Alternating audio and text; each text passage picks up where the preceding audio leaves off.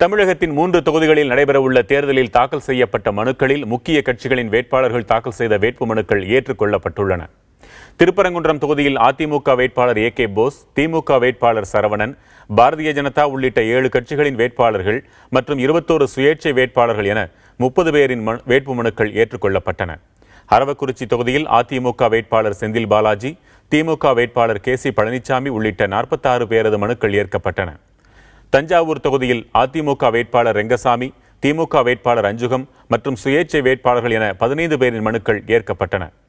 அதிமுக வேட்பாளர்கள் தாக்கல் செய்திருந்த வேட்புமனுக்களில் முதலமைச்சர் ஜெயலலிதாவின் கைரேகை உரிய அதிகாரிகளால் சான்றளிக்கப்படாததால் அவர்களின் வேட்புமனுக்களை நிராகரிக்க வேண்டும் என திமுக தரப்பில் 3 தொகுதிகளிலும் கோரிக்கை முன்வைக்கப்பட்டது.